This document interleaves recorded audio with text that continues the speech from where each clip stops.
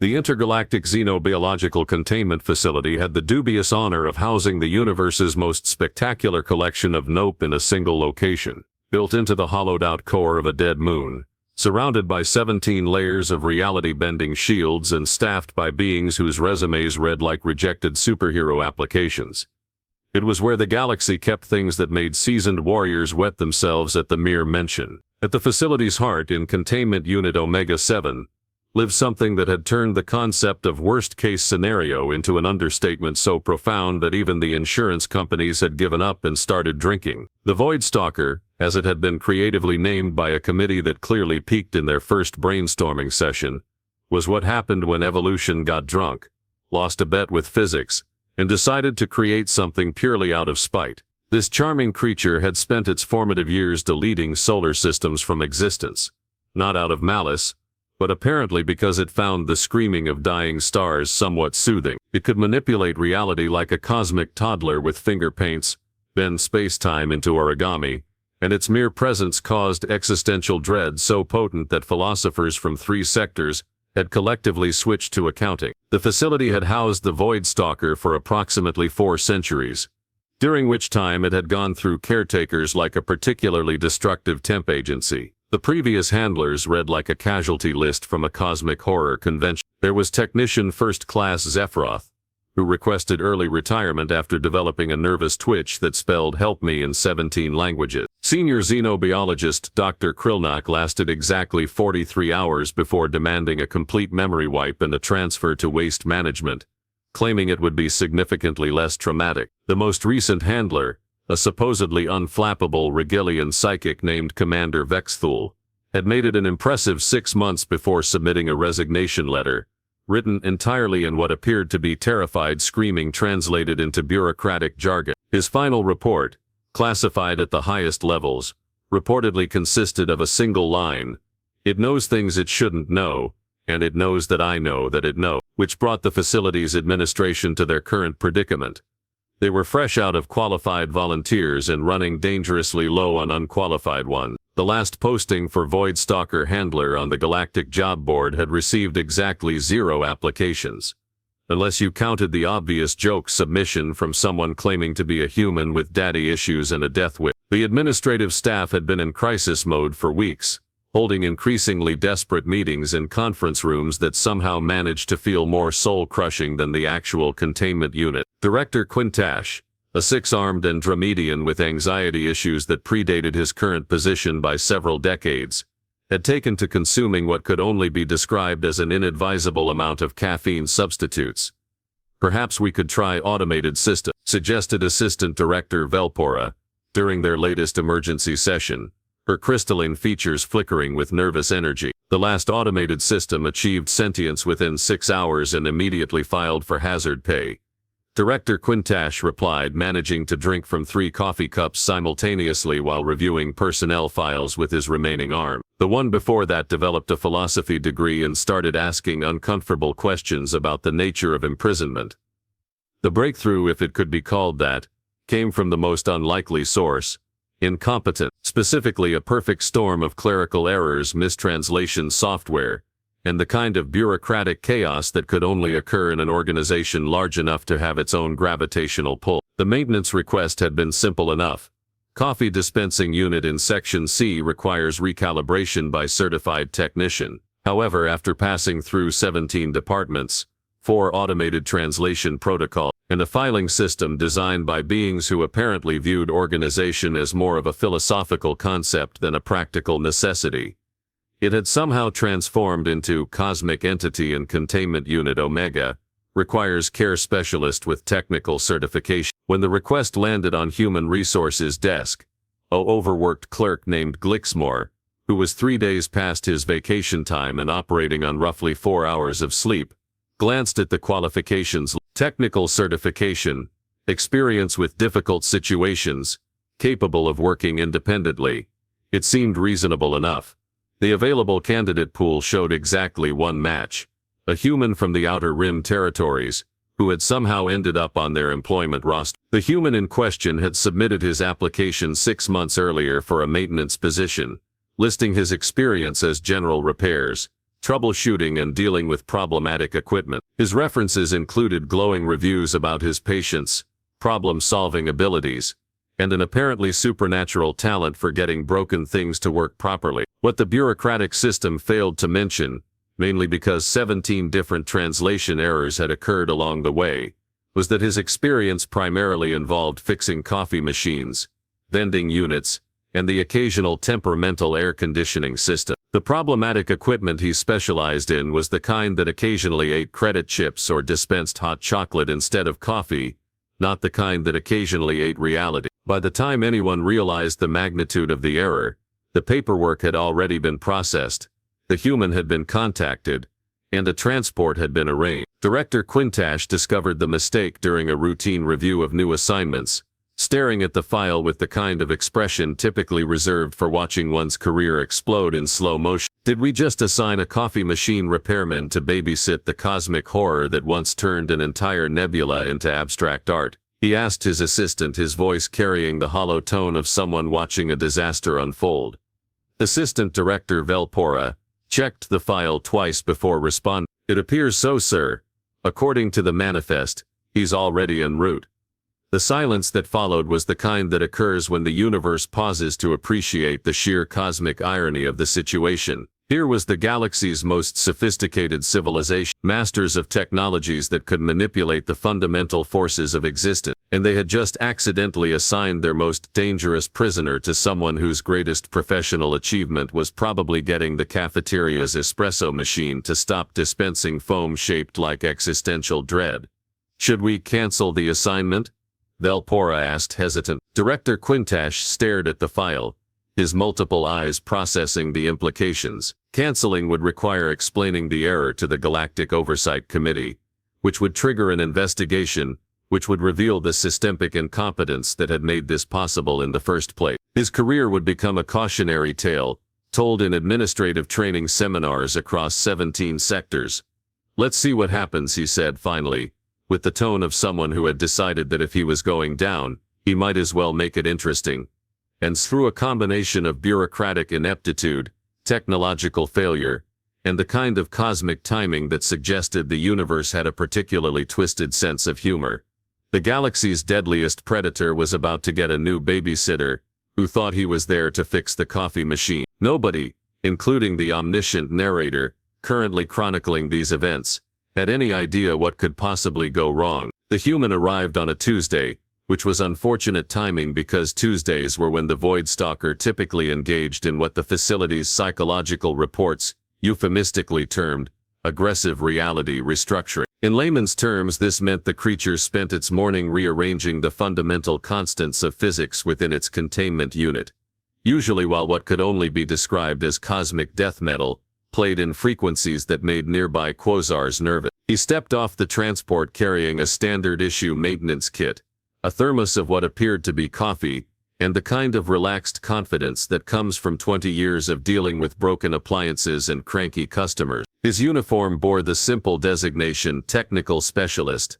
which, thanks to the translation errors that had brought them to this moment, the facility's computer system had helpfully updated to xenobiological handler, Class O. The orientation briefing had been, to put it mildly, incomplete, due to the rushed nature of his assignment, and a filing system that apparently organized information using a dartboard, and pure spite, he had received only the most basic facility overview. Something about specialized containment, unique behavioral challenges, and hazard pay being calculated in scientific notation. He had assumed this meant he was dealing with particularly temperamental industrial equipment, possibly something that exploded when you looked at it wrong. Security Chief Thexalen, a battle-scarred veteran, whose species had evolved specifically to handle dangerous situations, met him at the transport dock. The chief's expression suggested someone watching a lemming enthusiastically volunteer for cliff diving duty. So, where's the coffee machine that needs fixing? The human asked, adjusting his tool belt with the casual efficiency of someone who had made a career out of solving other people's problems. Thexalen's throat sacs inflated, which in his species indicated either extreme stress or the prelude to projectile vomiting. About that he began. Then, how exactly did one explain that the equipment in question was a cosmic horror that had once caused an entire philosophical movement to spontaneously combust.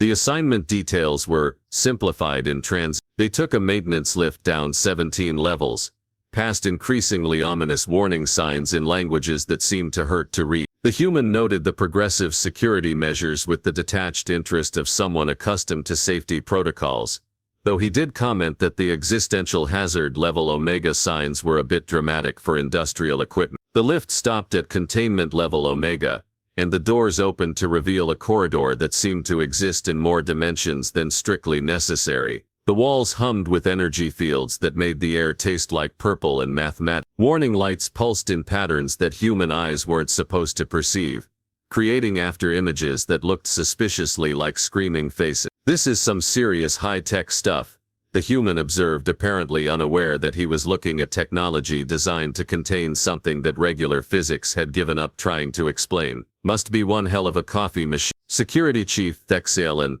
led him to the observation deck, overlooking Containment Unit Omega-7, his steps growing progressively more reluctant. Through the reinforced viewing portal, which was made from materials that had to be mined from collapsed stars, they could see into the Void Stalker's habitat.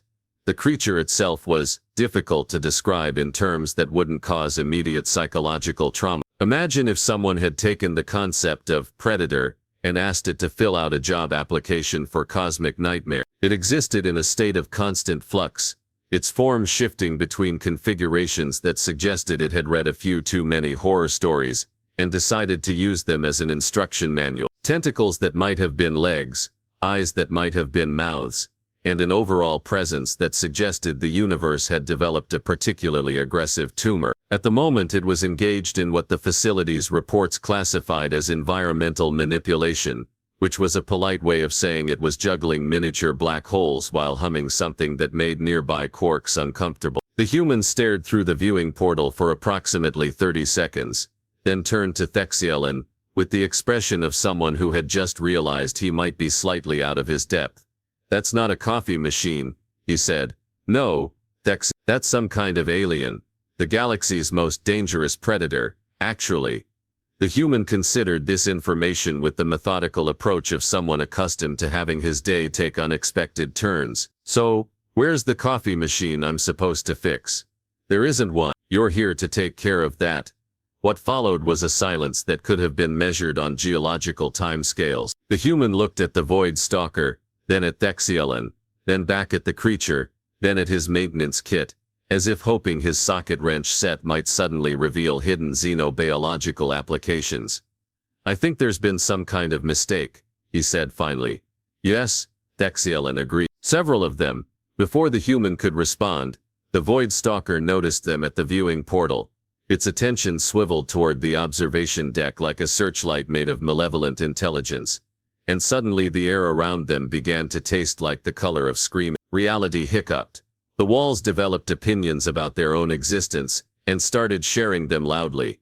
This was the creature's standard intimidation protocol, a carefully orchestrated display of cosmic horror designed to reduce potential threats to gibbering, terror-induced catatonia. It had worked flawlessly on every previous handler, typically within the first 30 seconds of visual contact. The human watched this display with the focused attention of someone trying to diagnose a technical problem. The reality distortions, the telepathic assault of existential dread, the way the creature's form kept shifting into configurations that human eyes weren't equipped to process. He observed it all with the same methodical interest he might show a particularly complex electrical fault. He said, "That's definitely not normal behavior for industrial equipment." The Void Stalker paused mid-intimidation, apparently confused by this response. In 4 centuries of captivity, every sentient being who had looked upon it had either fled screaming, fainted, or requested immediate psychiatric intervention. This was the first time anyone had responded to its cosmic horror routine with what appeared to be professional interest. "Does it always do this?" the human asked. "The reality distortion? Yes, it's one of its primary defensive mechanisms. Looks more like a stress response to me," the human observed, pulling a small flashlight from his tool belt and shining it through the portal. "See how the patterns are irregular, and the way it keeps shifting position? That's anxiety behavior." Thexielin stared at him.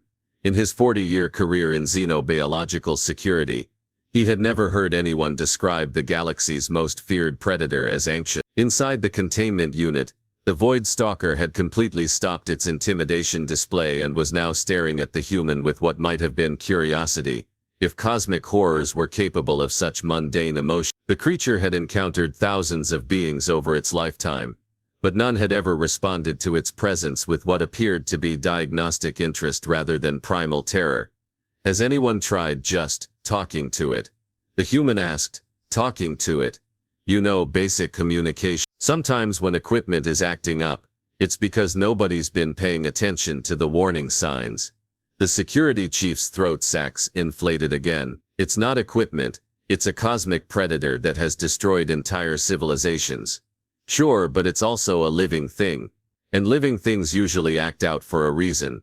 The human tapped the viewing portal gently, as if testing its responses. What's its daily routine like? It manipulates reality, engages in what we classify as aggressive behavior, and occasionally produces sounds that cause existential crises in nearby star systems. That's not a routine, that's just a list of symptoms. What about enrichment? Exercise? Social interaction? Dexialon realized he was having a conversation that would have gotten him committed to a psychiatric facility on most civilized worlds. It doesn't need those things.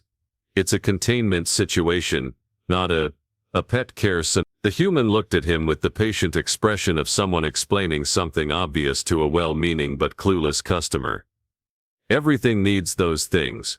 Even the most dangerous equipment works better when it's properly maintained. He turned back to the viewing portal, where the Void Stalker was now floating closer to the barrier, apparently studying him with the same interest he was showing it. The creature's form had stabilized into something slightly less reality-breaking, though still firmly in the cosmic nightmare category.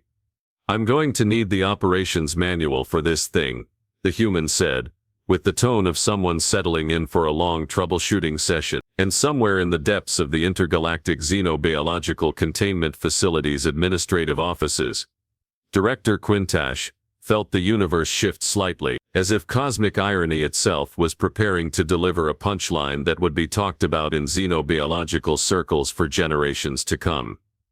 3 weeks into what would later be classified as either the greatest breakthrough or most catastrophic mistake in xenobiological history, the human had established what he cheerfully referred to as a proper maintenance schedule. This involved arriving at Containment Unit Omega-7 every morning at precisely 0800 hours, armed with a clipboard, his thermos of coffee, and an increasingly bewildered expression as he tried to apply standard troubleshooting protocols to a cosmic horror. The Void Stalker, for its part, had begun displaying behavior that the facility's monitoring systems were struggling to categorize. Instead of its usual routine of reality-bending tantrums and existential screaming, it had started waiting. Every morning the creature would position itself near the viewing portal at exactly 0755 hours, its form stabilizing into something marginally less likely to cause immediate psychological trauma. "Good morning, big guy," the human would say, setting down his coffee and consulting his clipboard with the same methodical approach he had once used for inventory checks. "How are we feeling today?" The question itself was revolutionary. In 4 centuries of containment, no one had ever asked the Void Stalker how it was feeling.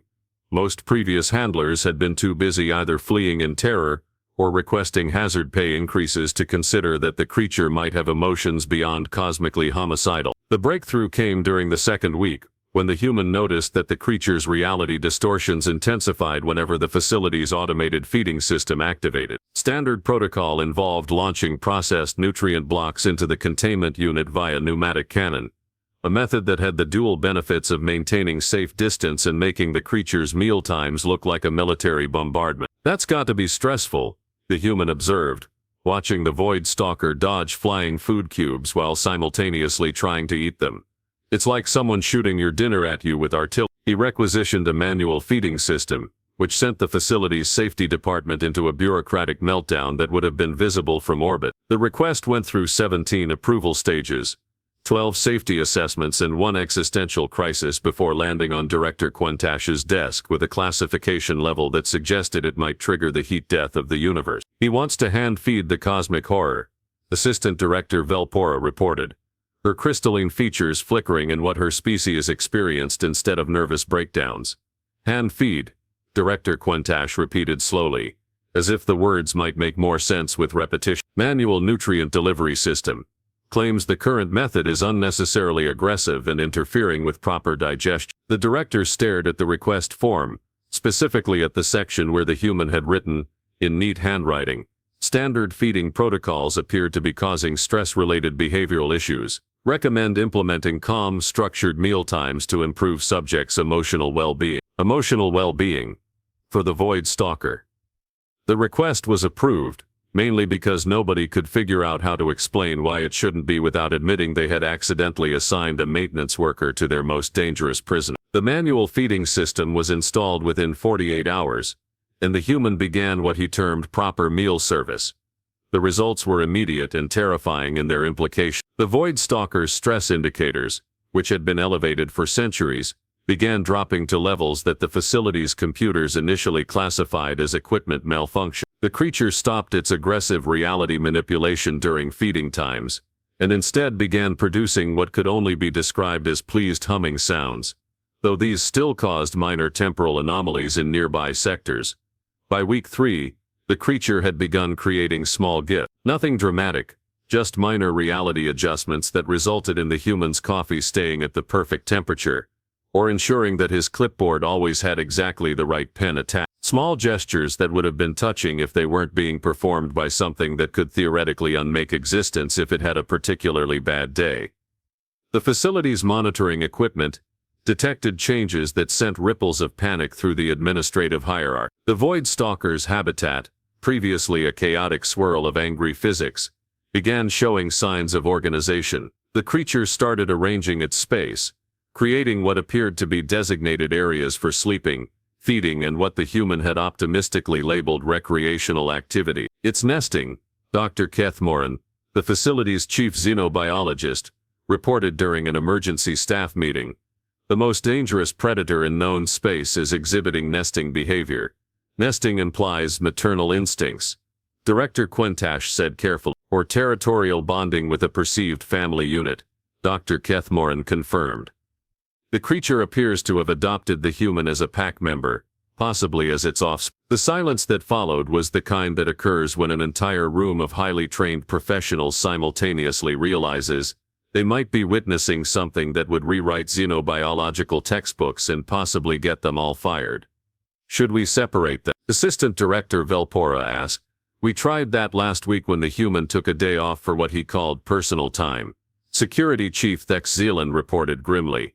The creature nearly breached containment. All 17 barrier systems simultaneously developed what our technicians described as aggressive structural anxiety. We had to call the human back early and give him a raise. The raise had been substantial, mainly because the facility's budget for preventing cosmic horror from escaping due to separation anxiety was effectively unlimited. The human meanwhile remained blissfully unaware that he had accidentally become the adoptive parent of the universe's most feared predator. He continued his daily routine with the satisfied efficiency of someone who had successfully diagnosed and resolved a complex technical problem, occasionally making notes about behavioral improvements and positive response to environmental enrichment. And in the depths of Containment Unit Omega-7, the Void Stalker continued its transformation from cosmic nightmare to something that the facility's reports were struggling to classify as anything other than the galaxy's most dangerous pet. 6 months after the greatest clerical error in galactic history, the Intergalactic Xenobiological Containment Facility had undergone what the official reports diplomatically termed operational restructuring. What this actually meant was that the entire facility had been redesigned around the needs of one human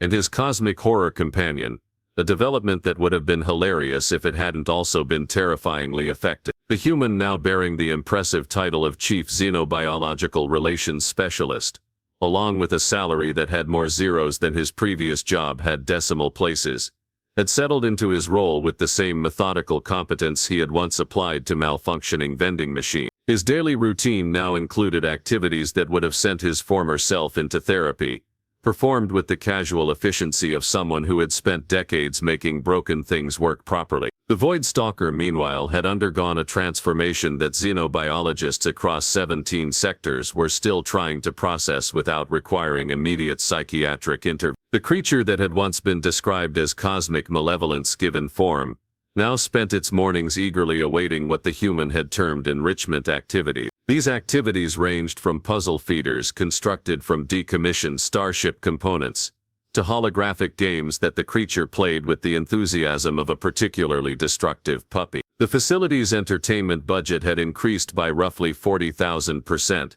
mainly because the Void Stalker's idea of fetch involved miniature planets and required specialized gravitational equipment to prevent accidental solar system formation. Teaching it basic commands was surprisingly straightforward. The human explained to a visiting delegation of xenobiological experts, who were taking notes with the frantic intensity of people witnessing miracles that might also be professional disaster. Turns out SIT translates pretty universally, even when the subject exists in 7 dimensions simultaneously. On cue, the Void Stalker demonstrated the command, settling into what could generously be called a sitting position, though it involved folding space-time in ways that made nearby mathematics uncomfortable. The creature's form had stabilized considerably over the months, settling into something that was still unmistakably eldritch, but had developed what could only be described as personality. The facility's monitoring systems now tracked metrics that had never existed in xenobiological literature: subject contentment levels, enrichment activity engagement, and protective behavior intensity. The last measurement had become particularly important after several incidents where the creature had become aggressively defensive, when unfamiliar staff approached its handler too quickly. The bonding appears to be complete, Kethmoran reported to the delegation, consulting charts that looked like they had been designed by someone having a very specific type of fever dream. The subject now refers to handler, chief specialist, in terms that our translators approximate as primary pack leader, or possibly beloved parent unit. This development had created a ripple effect throughout the galactic xenobiological community that could best be described as controlled panic. Facilities across 3 sectors had begun requesting consultations, hoping to replicate the success with their own impossible cases. The human's appointment calendar now included entries like dimensional horror therapy session, Andromeda Station, and consultation sentient black hole exhibiting abandonment issues. Vega. The breakthrough had come when researchers finally realized what should have been obvious from the beginning. The Void Stalker's destructive behavior had been largely environmental. Centuries of isolation, treated as a weapon rather than a living being, surrounded by creatures that radiated fear and hostility, had created what the facility's new psychological evaluation classified as severe behavioral dysfunction, due to chronic neglect and inadequate socialization. The human's approach of treating the creature with basic dignity, providing environmental enrichment, and maintaining consistent, non-threatening interaction, had succeeded where advanced alien psychology had failed spectacularly. It was a revelation so profound that several academic institutions had started offering courses in human-centric xenobiological relations, though they still weren't entirely sure what they were teaching. The remarkable thing, the human explained to another group of visiting experts, is how responsive it's been to basic care principles: regular feeding schedule, environmental enrichment, social interaction.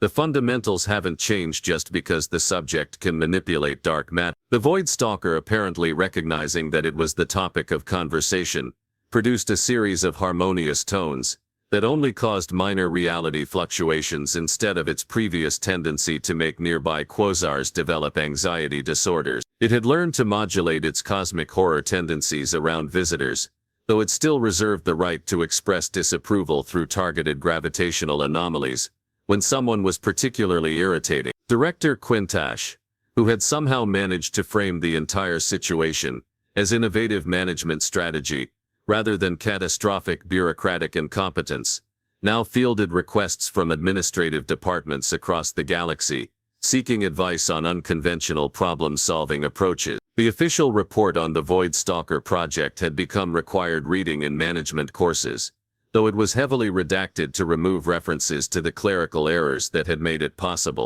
The human himself remained refreshingly unaware of his revolutionary status in xenobiological circles. He approached each day with the same practical mindset that had once made him the go-to repair specialist for temperamental coffee machines, solving problems through patience, observation, and the radical concept of treating every situation as fixable with the right approach. And in the depths of Containment Unit Omega-7, which had been redesigned to include recreational areas, comfortable nesting spaces, and what the facility's architects had learned to call reality manipulation zone, the galaxy's former most feared predator spent its afternoons playing cosmic fetch with gravitationally stabilized asteroid belts, content in the knowledge that someone finally understood that even cosmic horrors needed proper care and attention. The universe, it turned out, had a sense of humor so profound that it had taken the most sophisticated civilizations in known space and taught them a lesson in basic decency